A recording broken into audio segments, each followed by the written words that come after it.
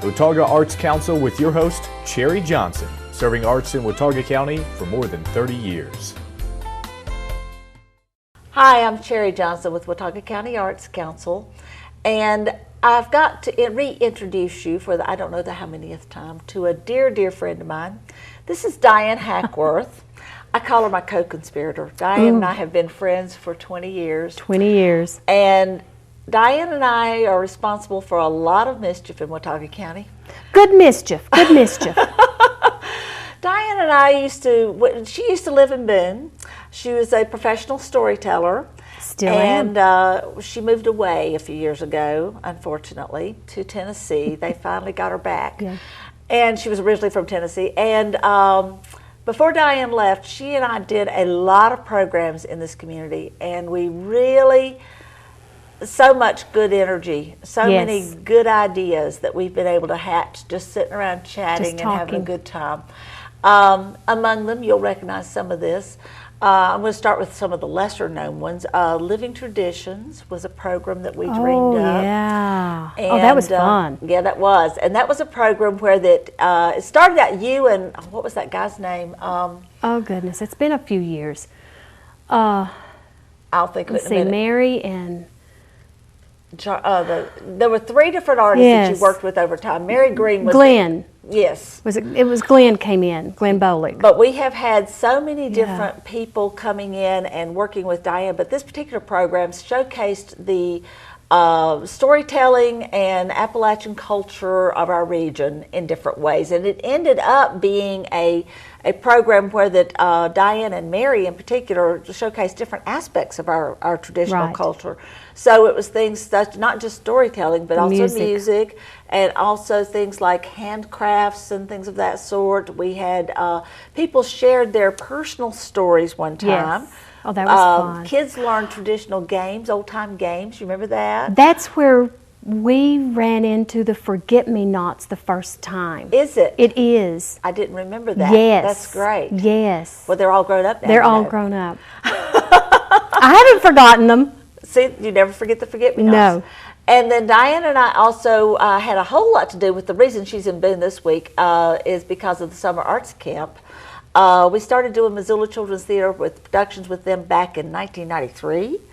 And we realized that parents needed something to do with their kids so that they wouldn't have to come back and forth before the rehearsal schedule. It was getting a little hectic for parents.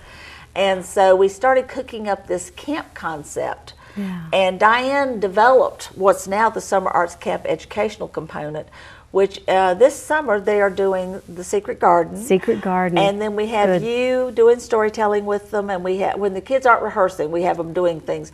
And so she's doing storytelling, and we have Kelly Snyder doing music and also visual art. We have Karen Sabo doing theater related stuff, and then we have Pat Lano doing music with them as well. So we're keeping those kids really busy this week. So we've decided that's the way you keep them out. They're just having so much fun. They are. They are. Yeah. And then probably the best known program that Dianne and I cooked up was the Summer Concerts on the Lawn. Oh, yeah. Everybody remembers the Summer Concerts on the Lawn. Now, to clarify, the Watauga County Arts Council was the developer.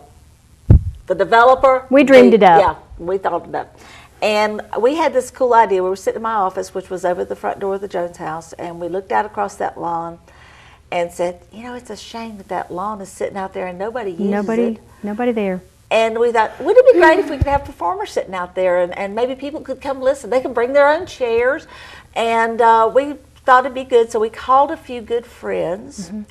One of them was Becca Eggers-Grider. We also wanted to find a way to showcase our own local talent. That was a big deal. That was the big part of it. Because giving local artists an opportunity, not just bringing in people from other places, but celebrating what's already here. And so we started having a few friends come over and watch different performers perform, and some of them did it 2 or 3 times that first summer. Yes. I think Becca did a couple of times. And so Mary Green came. Some, and we had, just an assortment of local artists, good friends. Echo Park. Oh, yes, our dear friends Echo Park. And we had, do you remember Hawkhurst? Hawkhurst. He's down in Charleston now. I know. What happened to our good artists? I know. But anyway, we had this great idea that sort of grew.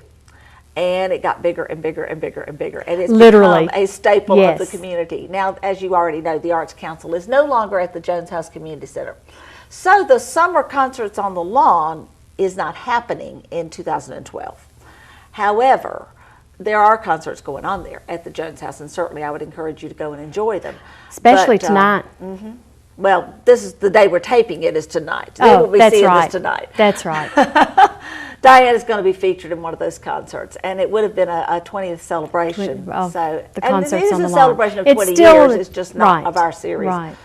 And so, anyway, though, Dianne and I have just done so many good things together, and I thought you might enjoy getting to see her again. Some of you are going to recognize her and go, I remember her. Oh, yeah. When I was this big. Yeah, I told Dianne we got to cook up some more more things. More you know. things to do. Yeah, Yeah, we got more yeah. good stuff happening.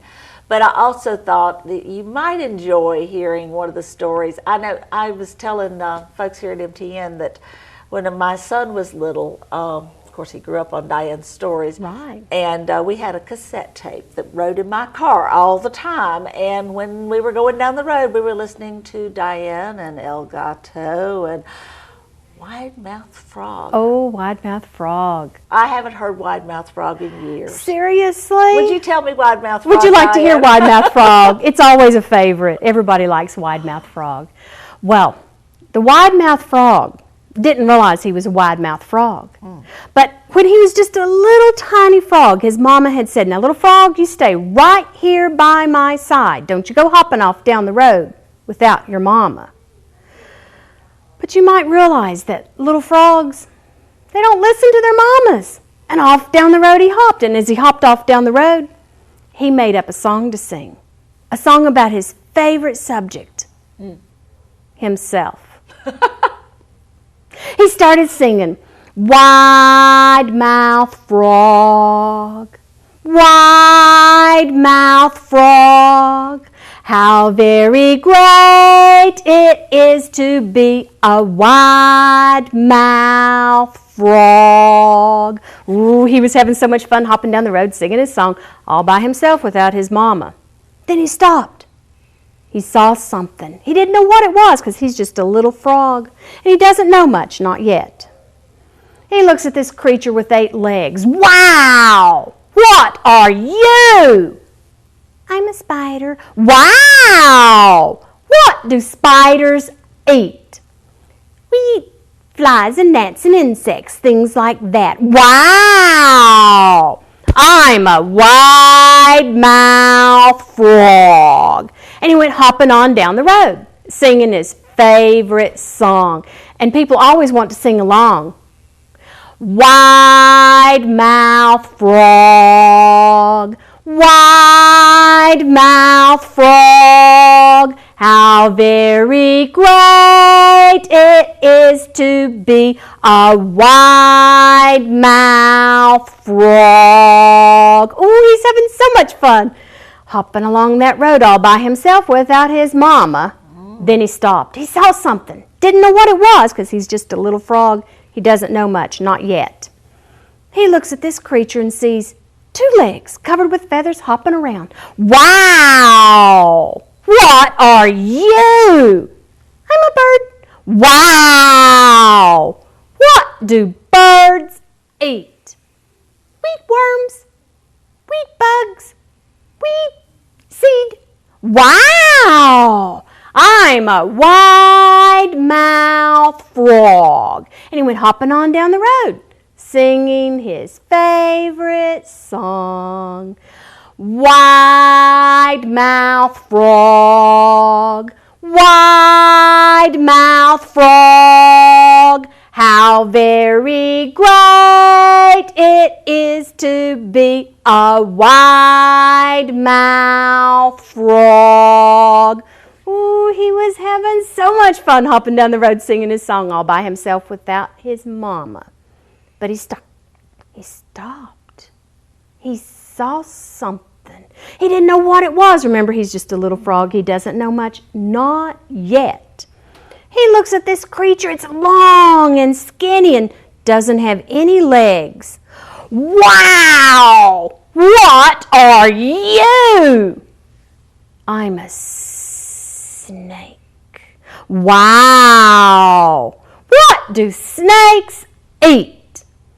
We eat rats, raw eggs, and wide mouth frogs. What? Did you say wide mouth frogs? Yes, that's my favorite. Uh-oh. Hey, Mr. Snake, I don't see any white mouth frogs. Do you see any white mouth frogs? No. No white mouth frogs around here, Mr. Snake. You have to go somewhere else to find a white mouth frog. I think I hear my mind calling. I'll go home. Bye! And he quickly hopped home, singing a new song.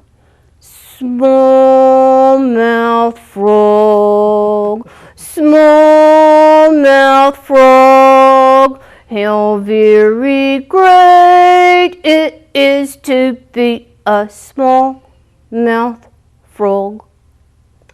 And now you know why my son enjoyed that story so much.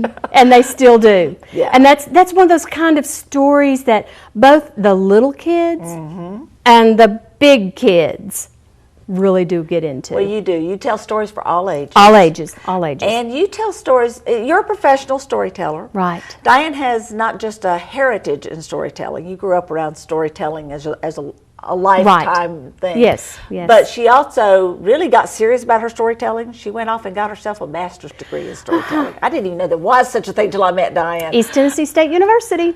So you now, what exactly does Dianne Hackworth do these days? I tell stories.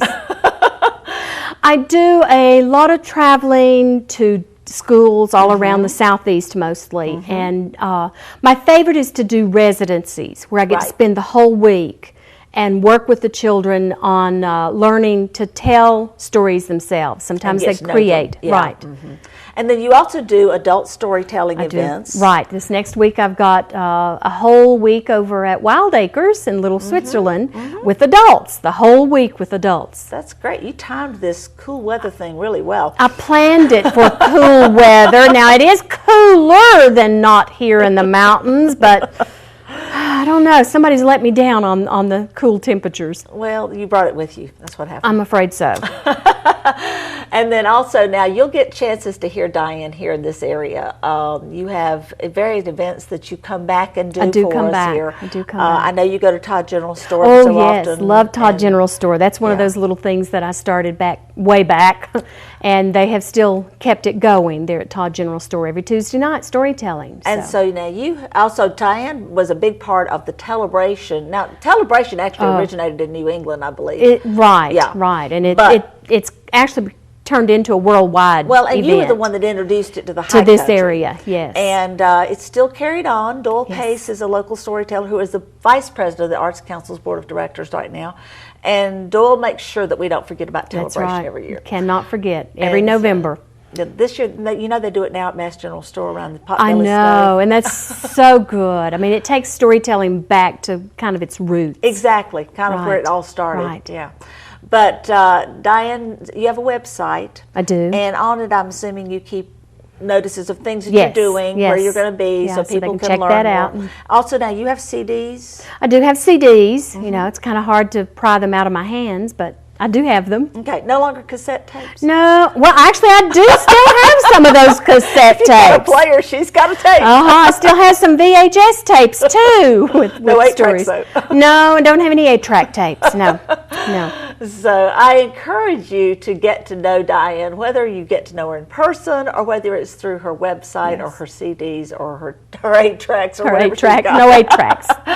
But Dianne is obviously a wonderful person to know. Thank you. She's a big part of the arts in this community, even after she's left. And we do miss you so much. I miss being here. I do. But it's really good to see so many of the projects and programs that I was involved in at the beginning still going on. You know, now that the Arts Council is in this new, exciting phase of development, there's room for growth. Oh, yes. Room for new ideas. Yes. Dianne? We'll have to sit down and talk. We're going to do that. All right. We're going to get together. You'll just see what happens. Dianne and I never come out of a conversation without something going Something's brewing. There's always.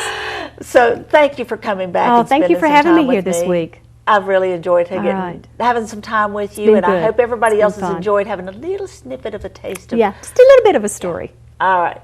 Check out the Arts Council's website, watauga-arts.org. It'll tell you a lot about what's going on in the Watauga County Arts Council and the arts in the high country. But I'd encourage you to check out Dianne's website as well.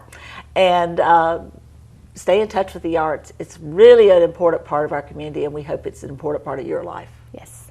The Watauga Arts Council with your host, Cherry Johnson, serving arts in Watauga County for more than 30 years.